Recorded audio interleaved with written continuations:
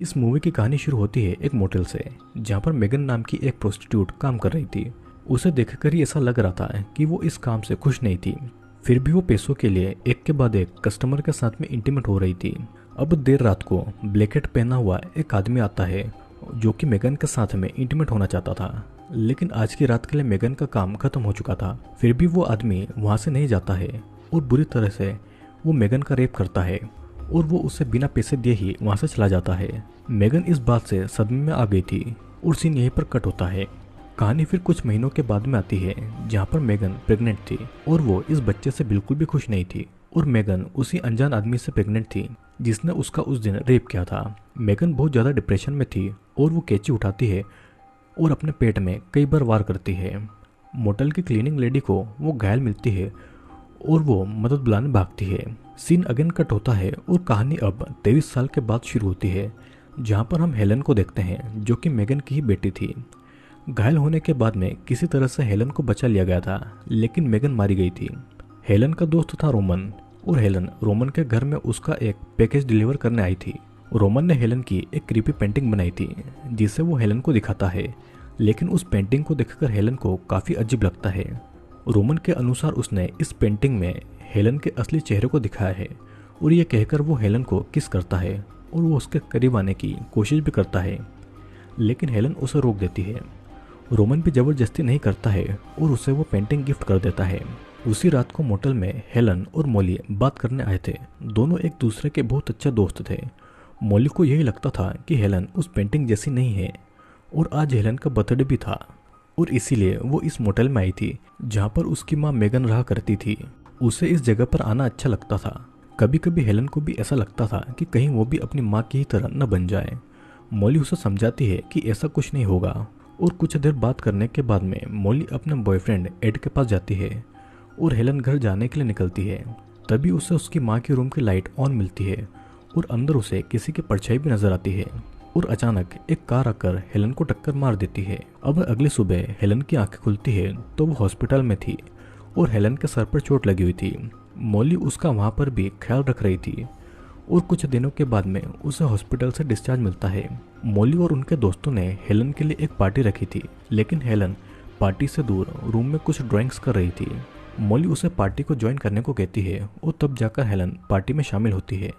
वहाँ पर वो पहली बार मॉली के बॉयफ्रेंड एड से मिलती है। एड उसे वहाँ पर ड्रग ऑफर करता है, लेकिन हेलन ड्रग लेने से मना कर देती है। सभी पार्टी में एंजॉय करने लगते हैं, लेकिन कुछ देर के बाद में हेलन खुद को एक अनजान पार्किंग स्पॉट में साइकिल चलाती हुई पाती है। उसे एक कार वहाँ पर टक्कर मार देती है। अगर वो सही समय पर होश में नहीं आती। उसे समझ नहीं आ रहा था कि वो इस जगह पर कैसे आई है और मॉली को कॉल लगाकर इस बारे में पूछती है, लेकिन मॉली के मुताबिक वो सुबह ही किसी काम से निकल गई थी और बाकी का उसे कुछ भी पता नहीं है। अब रात के समय हेलन बिना देखे कुछ ड्राइंग्स बना रही थी और जब वो ड्राइंग की तरफ देखती है तो वहाँ पर एक लड़की ने एक आदमी का सर अपने हाथ में लिया हुआ था और पास ही ये लिखा हुआ था किल हिम। हेलन को वो क्रीपी पेंटिंग काफ़ी ज़्यादा अनकंफर्टेबल कर रही थी, तो वो उसे कोने में रखकर कपड़े से ढक देती है। कुछ समय के बाद में हेलन एक्सरसाइज करके नहाने जाती है और वहाँ पर वो नोटिस करती है कि उसके प्लास्टर लगे हाथ में घाव हो रहे हैं और तभी वो शॉवर में किसी की परछाई भी नोटिस करती है। वो पर्दा हटाकर देखती है, लेकिन अब वहाँ पर कोई नहीं था और तभी कोई उसका नाम पुकारता है और उसे खुद का ही क्रीपी वर्जन नजर आता है। उसे अब कुछ विजन नजर आते हैं और वो रोमन को नोटिस करती है। अचानक वो खुद को अपने दोस्तों के सामने नेकेड खड़ा पाती है। मॉली सभी को बातें सुनाने लगती है कि वो टॉवेल में पूरे शहर में घूमकर यहाँ पर नेकेड क्यों खड़ी है, लेकिन हेलन को तो कुछ याद ही नहीं है। मॉली देखती है कि हेलन के पैर में एक कांच का टुकड़ा घुसा हुआ है, जिसकी वजह से उसके पैर से खून निकल रहा था और किसी तरह हेलन उस कांच के टुकड़े को अपने पैर से निकालती है और फिर मॉली हेलन को डॉक्टर के पास में ले जाती है। डॉक्टर हेलन की सभी बातें सुनकर एमआरआई स्कैन करने को कहती है और उसे ज़्यादा चिंता करने से मना करती है। अब फिर सभी बातों को समझने के लिए हेलन उसी मोटेल में अपनी माँ के रूम में आती है और कुछ समय वहाँ पर वो अपनी माँ को याद कर कर दुखी होती है। तभी उसे बेड के अंदर किसी के होने का एहसास होता है और बेड के अंदर उसे वही क्रीपी लड़की नजर आती है जो कि उसी की तरह दिखाई दे रही थी और सीन फिर से ब्लैकआउट हो जाता है। कुछ समय के बाद में वो बेड पर खुद को सोई हुई पाती है और आईने में आई लिखा हुआ था। फिर हेलन हॉस्पिटल जाती है अपनी एमआरआई रिपोर्ट लाने के लिए वहाँ पर उसे डॉक्टर हेडली ये बताती है कि उसके ब्रेन में एक अनबॉर्न बेबी के बॉडी पार्ट्स मौजूद हैं और उसे ट्विन सिंड्रोम है। उसकी माँ मेगन जुड़वा बच्चों से प्रेग्नेंट थी और सुसाइड के दौरान एक बच्चा मारा गया था, लेकिन हेलन बच गई थी और उस मरे हुए बच्चे की बॉडी के पार्ट्स हेलन के अंदर चले गए थे और उसकी बॉडी के पार्ट्स अब पूरी जिंदगी उसके ब्रेन में ही रहने वाला है और उसकी वजह से हेलन की याददाश्त कभी कभी गायब हो जाती है। एक्सीडेंट की वजह से वो बॉडी पार्ट बड़ा हो रहा है और इसीलिए हेलन के दिमाग पर असर पड़ रहा है। डॉक्टर हेलन को सर्जरी के लिए बोलती है, लेकिन हेलन कुछ समय लेना चाहती थी। हेलन फिर एक स्टेथोस्कोप से अपने ब्रेन के अंदर की आवाज़ें सुनने की कोशिश करती है, लेकिन एक भयानक आवाज़ से वो डर जाती है। वो डॉक्टर को कहती है कि वो ये सर्जरी कराना चाहती है और घर आते समय भी वो इंटरनेट पर ट्विन सिंड्रोम के बारे में बातें सुनने लगती है। इंटरनेट पर लोगों की बातें भी उसी की तरह ही थी और हेलन ये सभी बातें मॉली को बताती है। मॉली उसे जल्द से जल्द सर्जरी कराने को कहती है और 3 दिनों में हेलन की सर्जरी होने वाली थी। दोनों को लग रहा था कि 3 दिन में सब कुछ पहले जैसा ठीक हो जाएगा और मॉली उसे बहुत ज़्यादा कंफर्ट करती है ताकि हेलन थोड़ा टेंशन कम करे। फिर दोनों एक साथ एक पिक्चर भी क्लिक करवाती है और वो हेलन को रेस्ट करने का बोलकर मॉली अपने काम पर चली जाती है। हेलन जब अपने रूम में आती है तो देखती है कि वो क्रीपी पेंटिंग अपनी जगह पर नहीं है और वो फिर से उस पेंटिंग को पहले की जगह पर रख देती है। उसे लग रहा था कि मॉली ने वो पेंटिंग वहाँ पर रखी हुई होगी और वो मॉली के रूम में जाती है, लेकिन मॉली वहाँ पर नहीं थी। अपने रूम में वापस आने पर वो पेंटिंग फिर से अपने आप दूसरी जगह पर थी और गुस्से में हेलन उस पेंटिंग को वापस से रोमन को देने आती है। वो रोमन को आवाज़ लगाती है, लेकिन रोमन उसे कोई जवाब नहीं देता है। उसे वहाँ पर एक लैपटॉप में एक वीडियो मिलता है जहाँ पर हेलन टॉवेल में थी और रोमन को नेकेड बेड पर बांध कर रखा हुआ था। उसे वहाँ पर वो टूटे हुए कांच के टुकड़े भी मिलते हैं जिससे कि हेलन के पैर पर जख्म हुआ था और वहाँ पर उसके खून के पैरों के निशान भी थे। वो उस लैपटॉप को फौरन अपने साथ में लेकर वहाँ से भाग जाती है। वो सुनसान जगह पर आकर रुकती है और लैपटॉप को तोड़कर एक डस्टबिन में फेंक देती है। फिर अचानक हेलन को उल्टी होती है और उसके मुंह से एक बालों का गुच्छा बाहर आता है, जिसे देखकर हेलन बहुत ज़्यादा डर गई थी और घर आकर वो नहाती है क्योंकि उसे खुद पर ही घिन आ रही थी और वो अपने हाथ को नोटिस करती है तो उसका प्लास्टर वाला हाथ पूरा लाल हो गया था। उसके हाथ को दबाने पर उसे याद आता है कि उसने रोमन को मार दिया है और उसकी बॉडी पर आई एम लिख दिया है। अब कुछ समय के बाद में फिर से होश में आने पर वो खुद को लिपस्टिक लगाती हुई पाती है और वहाँ पर आईने पर आई एम कमिंग लिखा हुआ था और इसके बीच में क्या हुआ है हेलन को कुछ भी याद नहीं था। रूम में आने के बाद में वो क्रीपी पेंटिंग उसे बेड पर मिलती है और गुस्से में वो उस पेंटिंग को ले जाकर डस्टबिन में फेंक डालती है। अब घर आकर वो बेड से खुद के हाथ को बांध लेती है ताकि वो अनजाने में कहीं और नहीं चली जाए और वो खुद को समझाने की कोशिश कर रही थी कि कुछ दिनों में सब कुछ ठीक हो जाएगा। हेलन को नींद में कुछ सपने आते हैं और जब वो उठती है तो उसका हाथ खुला हुआ था। वो अपने पास में एक चाकू को भी नोटिस करती है, मतलब कि उस चाकू से उसने अपने हाथ खोल लिए थे। उसके पैर भी मिट्टी से भरे हुए थे और उसके हाथ भी खून से सने हुए थे और वो पेंटिंग अब भी रूम में मौजूद थी। तभी मॉली उसे आवाज़ लगाती है और वो उसे अपने शो के लिए बुलाने आई थी। हेलन उसे कुछ ही टाइम में शो पर पहुंचने का वादा करती है, लेकिन उसे वो अपनी प्रॉब्लम्स के बारे में कुछ नहीं बताती है।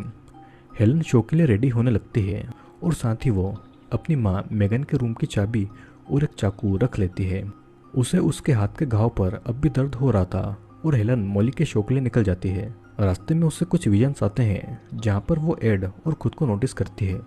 उसे याद आता है कि वो कल रात को मॉली के बॉयफ्रेंड एड के साथ में इंटीमेट हुई थी और रास्ते में मौजूद एक अबेंडेंट प्लेस में वो घुस जाती है। वो देखती है कि उसके हाथ का घाव बहुत ज़्यादा बढ़ रहा था। वो प्लास्टर को निकालने की कोशिश करती है और वो अपने हाथ को दीवार पर मारने लगती है। उसका हाथ धीरे धीरे सड़ रहा था और वो अपने हाथ के टाँकों को खोलने लगती है। हेलन को बहुत ज़्यादा दर्द हो रहा था और वो उसके अंदर से एक उंगली को बाहर निकालती है। वो अपनी ड्रेस को फाड़कर उससे अपने हाथ पर पट्टी बांधती है और बाहर आती है। बाहर उसे मॉली का बॉयफ्रेंड एड मिलता है और एड उससे बात करना चाहता था, लेकिन हेलन उससे कोई बात नहीं करना चाहती थी। एड फिर हेलन को रोककर उसे आई लव यू कहता है, लेकिन हेलन ये सुनकर उसे इग्नोर करने लगती है। एड से पता लगता है कि हेलन कल रात उसे लेकर उसी मोटल गई थी और एड उसके साथ में फिर से इंटीमेट होना चाहता था, लेकिन हेलन उसे गाली देती है और चाकू दिखाकर उसके प्राइवेट पार्ट को काटने की धमकी देती है और वो वहाँ से भाग भी जाती है। लेकिन कुछ ही दूर पर उसे अपना क्रीपी वर्जन नजर आता है। हेलन फिर अपने दिमाग पर काबू पाने की कोशिश कर रही थी, तब जाकर उसकी क्रीपी सेल्फ गायब हो गई थी। वो वापस अपने घर आती है और अपने रूम के डोर को अच्छी तरीके से लॉक कर देती है और खुद को अच्छे से बेड पर बांध लेती है ताकि वो कंट्रोल में रहे और फिर से कहीं भागे नहीं। उसे सपना आता है कि वो रास्ते पर भाग रही है और सुबह वो खुद को बेड पर बंधा हुआ ही पाती है और उसे रूम का ड्रॉर भी बंद मिलता है। हेलन रूम के बाहर आती है जहाँ पर मॉली उससे नाराज बैठी थी क्योंकि हेलन मॉली के शो पर नहीं आई थी और हेलन के रूम में कुछ अजीब ड्राइंग भी मिलती है और एक पेंटिंग में तो हेलन एड के साथ में इंटीमेट हो रही थी, लेकिन हेलन को तो कुछ याद ही नहीं था कि उसने इस ड्राइंग को कब बनाया है। एड अब मॉली का कॉल भी नहीं उठा रहा था, लेकिन हेलन खुद के और एड के इंटीमेसी के बारे में कुछ नहीं बताती है। मॉली को ये लग ही रहा था कि वे दोनों इंटीमेट हुए हैं और हेलन उसे समझाती है कि एड अच्छा लड़का नहीं है, उसने बस उसे डराया था, जिसे सुनकर मॉली पुलिस को बुलाना चाहती थी क्योंकि हेलन किसी और के लिए और खुद के लिए खतरा बन रही थी। तभी हम नोटिस करते हैं कि बात करते समय हेलन पर उसकी क्रीपी ट्विन सिस्टर हावी हो रही थी और अचानक से हेलन मॉली पर अटैक कर देती है। हेलन होश में आकर खुद को रूम में लॉक करके मॉली को भागने को कहती है क्योंकि वो नहीं चाहती थी कि मॉली को कोई नुकसान हो। वो खुद को बेड से बांध रही थी कि तभी मॉली रूम में आती है और हेलन फिर से पजेस्ड होकर मॉली पर अटैक करती है, लेकिन किसी तरह से वो खुद के होश में आकर मॉली को बचाने के लिए घर से चली जाती है। अब अचानक से एक कार आकर मॉली के पास में रुकती है जिसमें से एड निकलता है और वो हेलन को अपने साथ में ले जाने के लिए आया था।